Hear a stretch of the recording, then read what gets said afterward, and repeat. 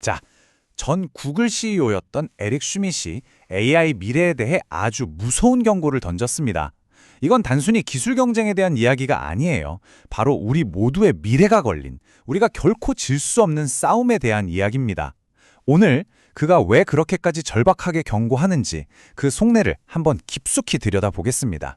슈밋이 던지는 메시지는 정말 간단하고도 명확해요. 우리가 정신 똑바로 차리지 않으면 중국이 이 경쟁에서 이길 겁니다. 그리고 그 결과는 정말 어마어마하게 부정적일 거예요. 바로 이 한 문장에 오늘 우리가 나눌 이야기의 모든 무게가 실려 있다고 봐도 과언이 아닐 겁니다.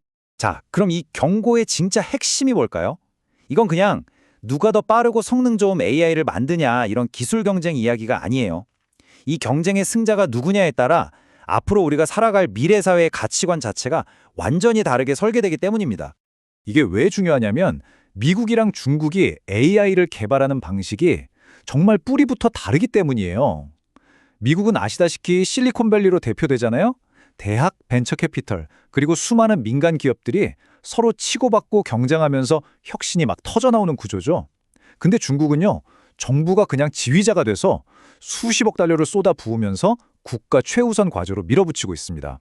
그러니까 완전히 다른 판에서 다른 규칙으로 게임을 하고 있는 거죠. 자, 그럼 도대체 뭐가 걸려 있길래 이렇게 심각한 걸까요? 핵심은 바로 이겁니다. AI 경쟁에서 이기는 쪽이 자신들의 가치관을 이 세상에서 가장 강력한 기술에 그대로 심어버리게 된다는 거예요. 예를 들어 미국적 가치는 표현의 자유, 언론의 자유 같은 것들을 굉장히 중요하게 생각하잖아요. 그런데 슈밋은 만약 중국의 AI 원칙으로 세상이 돌아간다면 이런 우리에게 너무나 당연한 핵심적인 자유들이 그냥 시스템에서 삭제될 수도 있다고 경고하는 겁니다. 좋아요. 그럼 이 거대한 경쟁은 대체 어디서 벌어지고 있는 걸까요? 슈밋은 그 전쟁터가 바로 서구 혁신의 심장부, 그러니까 아주 독특한 스타트업 생태계라고 말합니다. 바로 미래를 만드는 사람들, 그 창업가들이 뛰고 있는 무대라는 거죠.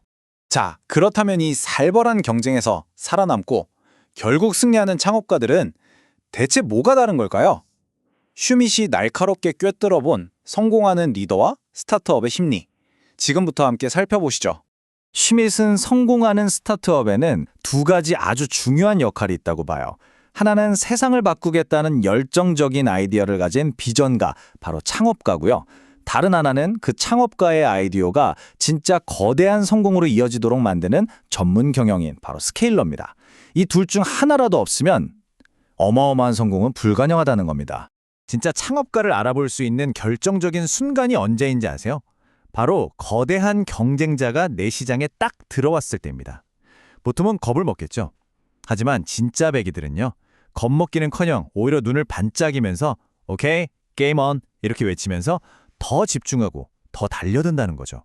이 게임온 정신, 이게 바로 승자의 DNA라는 겁니다. 이게 바로 슈밋이 말하는 검증게임의 무시무시한 현실이에요. 수없이 많은 회사들이 내 아이디어가 맞아! 라고 증명하기 위해 경쟁하고 거기서 이긴 승자는 거대 기업에 인수되면서 날개를 달죠. 하지만 나머지는요, 말 그대로 그냥 휴지통으로 직행하는 겁니다. 시장이라는 아주 냉혹한 심판관이 진짜 승자를 가려내는 거죠. 혁신을 이끄는 사람들 중에는요, 딱 두 부류가 있대요. 디바와 네이브입니다. 디바는 스티브 잡스처럼 정말 똑똑하지만 같이 일하기는 좀 까다로워요. 하지만 회사의 성공에 모든 걸 거는 사람들이죠. 반면에 네이브는 재능은 있는데 근본적으로 자기 이익만 챙기는 사람이에요. 그래서 회사가 할 일은 명확하죠.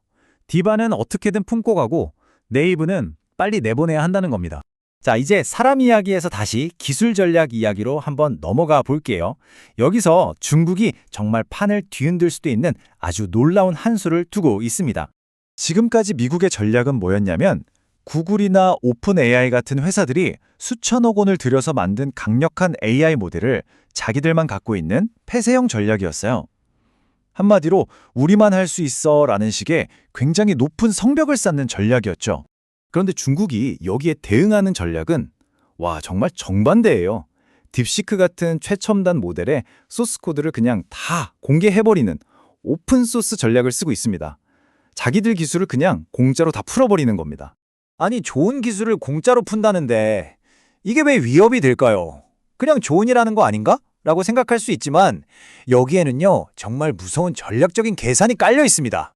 자, 중국의 이 전략이 왜 위험한지 한번 보세요. 자체적으로 최고 수준의 AI를 개발할 능력이 없는 나라들이 결국 어떻게 되겠어요? 공짜로 풀린 중국의 오픈소스 모델을 가져다가 자기들 시스템을 만들게 될 겁니다. 이게 뭘 의미하냐면 전 세계 AI 기술의 표준, 그 기본 토대가 중국 기술이 될 수도 있다는 거예요. 그럼 자연스럽게 미국의 폐쇄적인 생태계는 힘을 잃게 되겠죠. 이렇게 세상이 AI 하면서 난리인데도 불구하고 슈밋은 아주 역설적인 말을 합니다. 솔직히 말해서 저는 AI가 여전히 과소평가되고 있다고 생각해요. 라고요. 그러니까 지금 우리가 보고 있는 건 AI의 진짜 잠재력에 비하면 아직 시작도 아니라는 거죠. 슈밋이 왜 그렇게 생각하냐면 AI가 성장하는 3가지 법칙, 스케일링 법칙 때문이에요. 첫째, 챗GPT를 가능하게 한 딥러닝. 이건 아직 한계가 오려면 멀었다는 거예요. 데이터랑 컴퓨팅 파워를 더 넣으면 계속 똑똑해진다는 거죠. 둘째, 알파고처럼 스스로 시행착오를 겪으면서 계획을 세우는 강화학습. 이게 이제 막 다음 단계로 넘어가고 있고요. 마지막으로 한번 배우고 끝이 아니라 작동하면서 실시간으로 계속 똑똑해지는 기술이 있는데 이건 뭐 아직 걸음마도 떼지 않은 단계라는 거예요. 자, 이제부터는 기술이나 전략 경쟁을 넘어서 훨씬 더 근본적이고 철학적인 이야기로 들어가 보겠습니다. 바로 우리 시대가 마주한 가장 큰 도전, 초지능과 어떻게 공존할 것인가 하는 문제입니다. 슈밋이 그리는 미래는요, 인류 전체의 지능을 다 합친 것보다도 더 똑똑한 거의 외계의 지성 같은 존재와 함께 살아가야 하는 세상입니다. 한번 상상해 보세요. 우리보다 훨씬 우월한 지능체와 이 지구를 공유해야 한다는 것, 정말 엄청난 도전이죠. 이 초지능이라는 게 정말 동전의 양면 같아요. 한쪽 면에는 기후변화 해결, 모든 질병 정복, 인간 수명 연장 같은 엄청난 약속이 있어요. 하지만 다른 쪽 면에는 인간의 자유와 자율성을 잃어버릴 수 있다는 끔찍한 위험이 도사리고 있죠. 예를 들어 교통흐름을 최적화하도록 설계된 AI가 병원으로 달려가는 응급차의 과속을 막아서 결과적으로는 비극을 낳는 그런 의젓치 않은 끔찍한 결과가 나올 수도 있다는 거죠.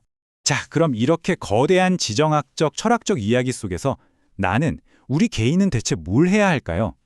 이 엄청난 질문에 대한 슈밋의 답은 놀랍도록 명쾌하고 또 현실적입니다. 에릭 슈밋이 우리 모두에게 던지는 핵심적인 조언은 바로 이겁니다. 당신이 풀 수 있는 가장 어려운 문제에 도전하세요. 왜냐하면 진짜 기회는 바로 거기에 있을 테니까요. 이건 그냥 조언이 아니라 우리 각자에게 던지는 하나의 미션 같은 거죠. 그게 AI든 생물학이든 물리학이든 어떤 분야든 상관없어요. 그 분야에서 가장 어렵다고 여겨지는 문제에 달려드는 것. 그게 바로 진짜 영향력을 만들어내고 이렇게 빨리 변하는 세상 속에서 나 자신의 존재 가치를 증명하는 유일한 길이라는 겁니다. 그래서 오늘 이 이야기의 마지막 질문은 바로 여러분 자신에게 던져져야 합니다. 당신은 어떤 어려운 문제를 해결하시겠습니까? 어쩌면 그 답에 여러분 개인의 미래, 그리고 우리 모두의 미래가 달려있을지도 모르니까요. 오늘 이야기는 여기까지입니다.